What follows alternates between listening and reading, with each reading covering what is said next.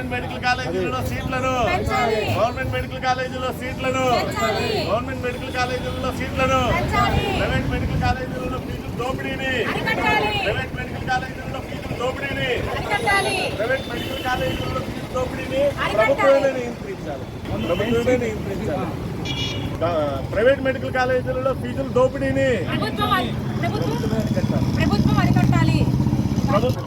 ఫీజుల దోపిడీని private medical కాలేజీలో ఫీజుల దోపిడీని. శ్రీనివాస్ అండి నేను నీట్ పేరెంట్స్ అసోసియేషన్ ఆంధ్రప్రదేశ్ ప్రెసిడెంట్గా ఉన్నాను. నా యొక్క మొబైల్ నెంబర్ వచ్చి 7799216888 అండి.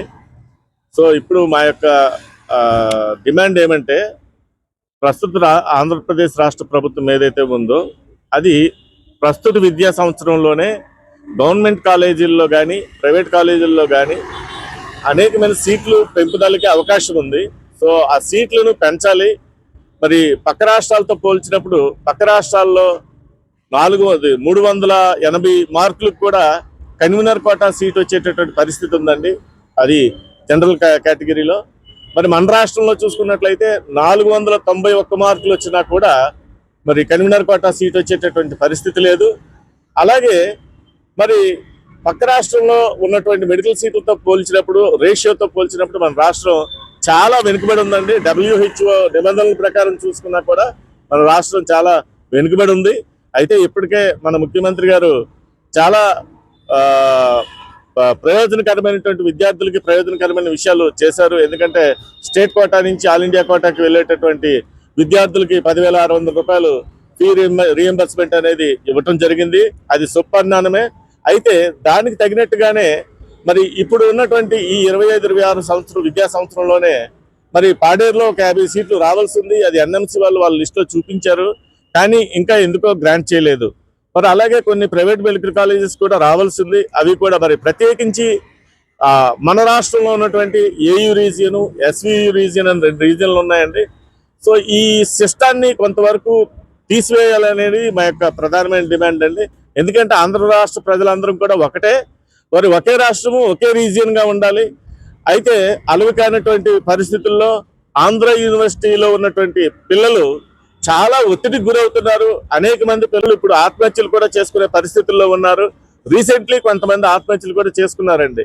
అయితే దీన్ని మరి వేరు చెడు మార్గాలు కూడా పట్టేసేటటువంటి అవకాశం ఉందండి.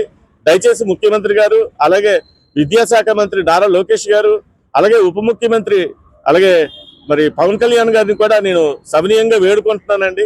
మరి ప్రభుత్వ మెడికల్ కళాశాలల్లో, ప్రస్తుతం ఉన్నటువంటి మెడికల్ కళాశాలల్లో ప్రత్యేకించి AU రీజియన్లో అవ్వచ్చు, SVU రీజియన్లో అవ్వచ్చు, కొన్ని సీట్లు పెంచుకోవడానికి అవకాశం ఉంది. మీరు ఒక్క మాట చెప్తే కేంద్రంలో మీ మాట చెల్లుతుందండి. దయచేసి ఆ దిశగా కొద్దిగా మాకు సహాయం చేయమని మేము వేడుకుంటున్నాము. అంత మాత్రం కాదండి, మరి ఏ కేటగిరీ అని చెప్పి కన్వీనర్ కోటాలో మరి ప్రైవేట్ మెడికల్ కాలేజీలో సీట్ వచ్చిన తర్వాత మరి గవర్నమెంట్ యొక్క నిబంధనల ప్రకారం వారి యొక్క ఫీజు 16,500 రూపాయలండి. మెస్సు అంతా ఇంత కలుపుకుంటే ఒక గవర్నమెంట్ కాలేజీలో 1,10,000తో అయిపోతుంది. కానీ అదే ప్రైవేట్ మెడికల్ కాలేజీ దగ్గరికి వెళ్ళేటప్పటికి కేవలం ఫీజుల రూపాయనే 2,50,000 రూపాయల నుంచి 3,50,000 రూపాయల వరకు వసూలు చేస్తున్నారు. మెస్ ఫీజు అని అదని ఇదని కలిపి 5,50,000 రూపాయల వరకు కూడా వసూలు చేస్తున్నారండి. ఇదేమని అడగడానికి వెళ్తే మా మీదే దౌర్జన్యం చేసేటటువంటి పరిస్థితులు ఉన్నాయి. మా ప్రైవేట్ మెడికల్ కాలేజీల యాజమాన్యాల యొక్క అసోసియేషన్ ఉంది, మేము ఏదైనా గవర్నమెంట్కి రిప్రజెంటేషన్ ఇచ్చుకోగలము అనే రీతిలో మమ్మల్ని భయపెట్టే పరిస్థితి. అంతవరకు ఎందుకంటే నాకే ఆ పరిస్థితి ఎదురైంది. మమ్మల్ని వాళ్ళు బెదిరిస్తున్నారని అంటే ఇంకా పిల్లల యొక్క తల్లిదండ్రులను ఇంకే విధంగా బెదిరిస్తున్నారు అనేది ఈ సమాజం అర్థం చేసుకోవాలండి. అలాగే మరీ ముఖ్యంగా చూసుకున్నట్లయితే ఈ ప్రైవేట్ మెడికల్ కాలేజీల్లో పిల్లలు 5.5 సంవత్సరాలు మా దగ్గర ఉండాలి. ఖచ్చితంగా మేము చెప్పినట్టు వినకపోతే వాళ్ళని కొన్ని ప్రైవేట్ మెడికల్ కళాశాలలు కావాలని ర్యాగింగ్ని ప్రోత్సహిస్తున్నట్టుగా మా దృష్టికి సమాచారం వచ్చిందండి. మరి దీనిని గురించి కూడా ప్రభుత్వం వారు ఎంక్వైరీ చేయాలి. ర్యాగింగ్ పేరుతో పిల్లల్ని వేధించినా అది ప్రభుత్వ మెడికల్ కళాశాల అయినా ప్రైవేట్ మెడికల్ కళాశాల అయినా సరే చట్టబద్ధమైనటువంటి చర్యలు ప్రభుత్వం వారు తీసుకోవాలని చెప్పి మేము సవినీయంగా వేడుకుంటున్నామండి. ఇంకొక ముఖ్యమైనటువంటి విషయం ఏమిటంటే మేము ఇదే విషయమై మరి higher education and fee regulator authority commission వారికి కంప్లైంట్ ఇవ్వడం జరిగింది. వాళ్ళు కూడా మేము పరిశీలిస్తాము, తగు చర్యలు తీసుకుంటామని అన్నారు. కానీ ఆ దిశగా ఏ విధమైనటువంటి చర్యలు జరిగినట్టు మా దృష్టికి అయితే రాలేదండి. మరి ఈ విషయాన్ని మేము మరి డైరెక్టర్ ఆఫ్ మెడికల్ ఎడ్యుకేషన్ వారి దృష్టికి, అలాగే సీఎం గారి దృష్టికి, ఎడ్యుకేషన్ మినిస్టర్ గారి దృష్టికి, అలాగే మరి హెల్త్ మినిస్టర్ సత్యకుమార్ యాదవ్ గారి దృష్టికి కూడా తీసుకువెళ్లాలనే ఆలోచనలో ఉన్నాము. మరి వారి యొక్క అపాయింట్మెంట్ కోసం కూడా ప్రయత్నం చేస్తా ఉన్నామండి. ఖచ్చితంగా వారిని కలిసే అవకాశం వచ్చినప్పుడు ఈ సమస్యలన్నింటినీ కూడా వారిని కలిసి వారితో చర్చించడానికి, వారితో విన్నవించుకోవడానికి మేము సముఖంగా ఉన్నామని తెలియజేస్తున్నామండి. సో ఈ సందర్భంగా మా నీట్ పేరెంట్స్ అసోసియేషన్ యొక్క మా యొక్క న్యాయమైనటువంటి డిమాండ్లని ప్రభుత్వం పరిష్కరించగలదని ఆశిస్తా ఉన్నాం. మరి ఈ యొక్క ధర్నా రోజుల పాటు రిలే నిరాహార దీక్షను కొనసాగించాలని నిర్ణయించడం జరిగింది.